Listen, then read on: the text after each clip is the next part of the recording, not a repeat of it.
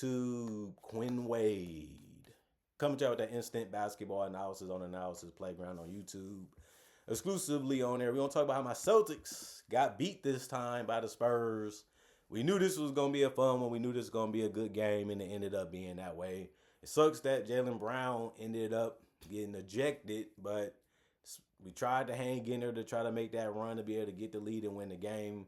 The Spurs just kept making three after three and basket after basket, and they ended up beating us. Even though the Celtics missed a lot of good looks and they did force up some looks, we still only lost by 9. 2-0. Spurs beat us both times this season. So if it ain't the NBA Finals, we'll see them next season. Spurs go to 48-17 and 25-6 at home. They're trying to get that big 5-0. And the Celtics go to 43-22 and 22-12 on the road. We're also trying to be a 50-win team. The Celtics won the first quarter 31-29, but they lost the second quarter 29-27. In the third quarter 39-32. In the fourth quarter 28-26. Jason Tatum had his best game numbers wise, but he did it a little tough and a little hard throughout this one too. 27 minutes for him, 24 points, 10-24 from the field, 4-14 from 3. Good scoring night for him. He didn't take any free throws, but he did get to the basket a couple times. He was able to make his threes a couple times, and he was able to switch it up a little bit. So you can see that he's really feeling himself. He's starting to see the shots he can take. He's still bringing it on the defensive end. He's still helping the movement of the ball. He's still taking some tough shots here and there too, but that's in his blood. That's what he does. And we have to live with it because he showed even in this game that he can make some. Some was bank ends and stuff like that. So you got to live with the good and bad with the franchise players. 5 rebounds, 2 assists, 1 turnover, 2 steals, 1 personal foul, and a -1 and plus-minus. Sam Hauser, 34 minutes, 11 points, 4 of 10 from the field, 3 of 8 from 3, 7 rebounds, and ended up being the most on the team. He also had 3 assists, no turnovers, 2 steals, 1 offensive rebound, 1 personal foul. It was a -9 and plus-minus. You're just happy that he's just moving without the basketball, trying to make sure he's a threat. And if you don't pay attention to him, you know he's going to let it fly quickly. And he's a good ball mover too, so you have to like that. And he's been a good fit with the lineups that we've been throwing out there with him, even as a starter. Kada, he didn't really dominate in this one. 19 minutes, he couldn't even give us 10 boards. He gave us 4, but he gave us 5 points and went 1 of 3 from the field and 3 of 4 from the free throw line. He also had an assist, no turnovers, and a block. 1 offensive rebound, 3 personal fouls, and was a -10 and plus-minus. And then Derek White, he had the biggest step-up game. He has the ability to do that, especially if he's getting, a certain type of coverage on him. He can explode to the rim. He can hit perimeter shots in layups too or floaters. But he went 12 of 11 of 22 from the field, 3 of 11 from 3. Like I said, sometimes his 3 comes and goes. Tonight wasn't really hitting, and we did need a couple of those to go down if we was going to have a better chance of winning this one. But 9 of 11 from the free throw line was real good. I mean, he shot good from the field. He shot really good from the free throw line. You just wanted more from him from the three-point line. And 34 is already a lot from a guy like Derek White. But when Jaylen Brown goes down, somebody has to step up and take those shots. And, that's the guy that they chose to go with. But he also did a good job of finding his teammates. He's been good about that, especially the last 2 months. So you just want to see it continue. 5 rebounds, 1 turnover, 1 block for him, 2 offensive rebounds, 3 personal fouls, and a -14 and plus-minus. 15 minutes, 8 points, 4 of 8 from the field, 2 rebounds, 7 assists. The 7 assists was tied with Derek White, and he did all of that in 15 minutes. He also had 2 turnovers and a steal, 2 personal fouls, and a +1 and plus-minus. I'm a little disappointed in Jaylen Brown because the game was close. He know we need him. He knows he's one of our best leaders. He knows he's one of the best players in the league. We need you on the court. 15 minutes ain't enough to beat the Spurs. And that's a letdown to the fans that he controlled. He wasn't under control. He had to say what he had to say. He had a lot of things he wanted to say, but you still can't get ejected in a game like this. And this is an important game for the Celtics, and it sucks to lose them that way. Amari, 1 minute, He ended up getting 1 assist, no turnovers, no personal foul, was a +1 and plus minus. Luka Garza kept shooting threes. He went 1 of 3 from the 3-point line in 24 minutes. Still got the assist, still got a steal, had 1 turnover. The worst part of his night was the 5 personal fouls. He just couldn't guard that paint. He just couldn't guard certain people at all. And the fouls is what he was giving them. He was a +3 and plus minus. Ron Harper Jr. was that unsung guy. 33 minutes, 22 points. You didn't really know what you was going to get out of him, but he played above what we usually see. And this was his breakout game, really. He went 8 of 11 from the field, 6 of 9 from 3. He had 3 rebounds, 2 assists, no turnovers, no personal fouls, and a -12 and plus minus. Baylor Shireman played 35 minutes, which ended up being the most off the bench. He had 6 points. He went 2 of 5 from 3, 2 of 6 from the field, 6 rebounds. It ended up being the most off the bench. He had 3 assists. That also was the most off the bench. He had 2 turnovers too. That was the most off the bench. He had 1 offensive rebound, no personal fouls, and was a -10 and plus minus. He got the wide open look, so you just hope that he makes them when you give it to him. You have to be happy that he was able to get open to be able to take them. Jordan Wash, he ended up missing and making a free throw, so he finished with 1 point, but he only played 1 minute, so not much he could really do. +3 and plus minus. Max, 1 minute. Also, he just got a personal foul and was a +1 and plus minus. And Hugo Gonzalez, 10 minutes, had a goofy turnover. Other than that, he missed his only 3, and then he made his 2-pointer, and then he had 2 blocks. You know he's going to bring it defensively, and you know he's going to try to get you.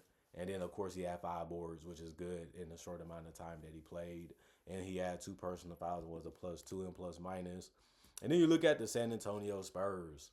Just Julian Champagnie, 27 minutes. He went 0-4 from 3. That's what he's out there to do besides play some D and rebound. Didn't really work for him in this one. He did have 5 boards, though.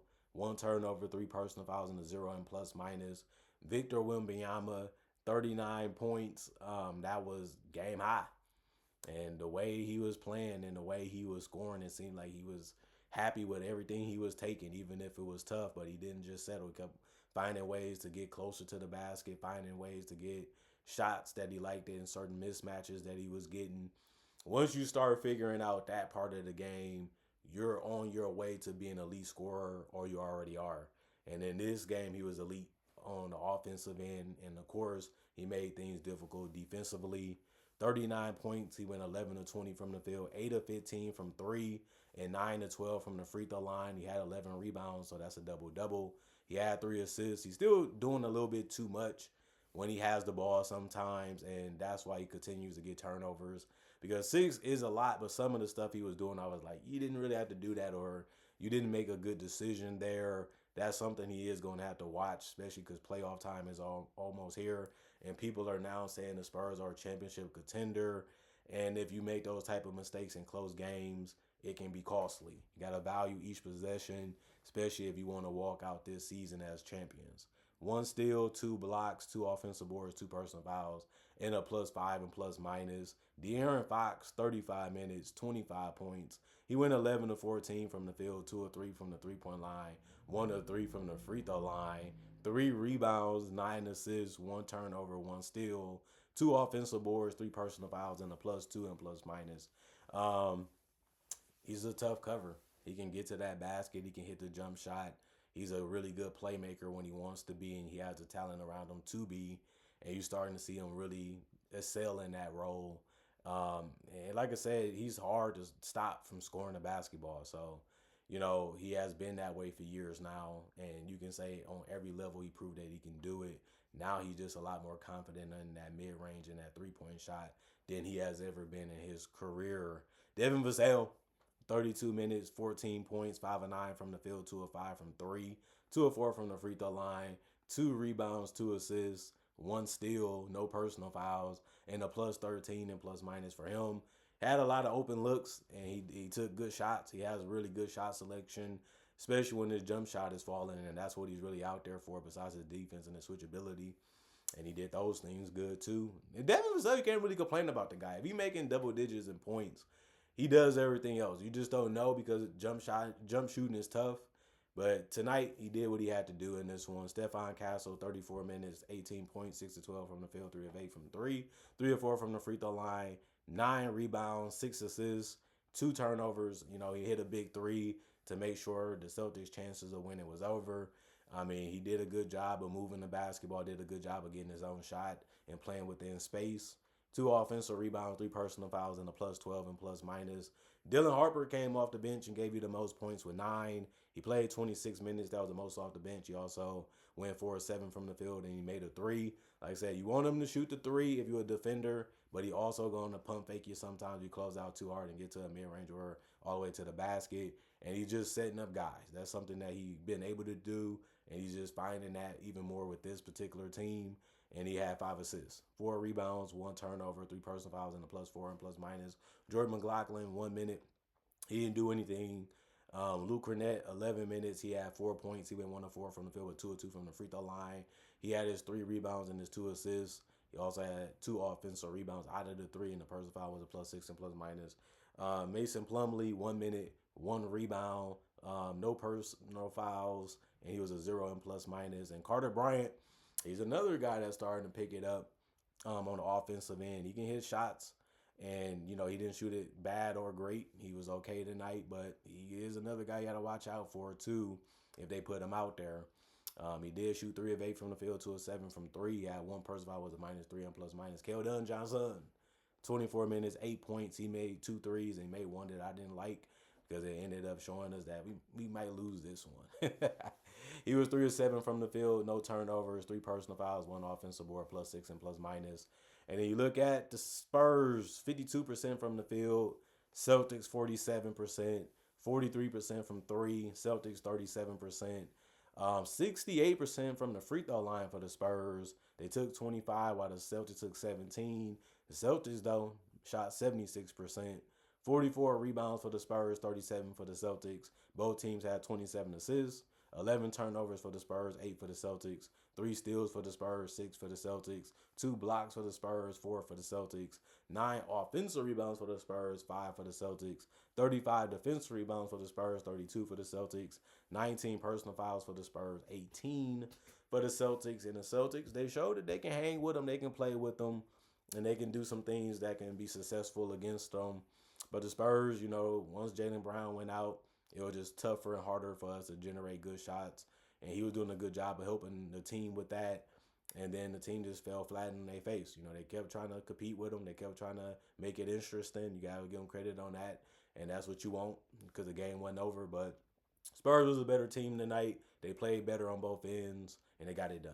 Comment, like, subscribe, share. Hit that notification bell to get that analysis when it first come out. Y'all stay blessed up. Y'all stay good. Peace. And I'll see y'all later today with more analysis.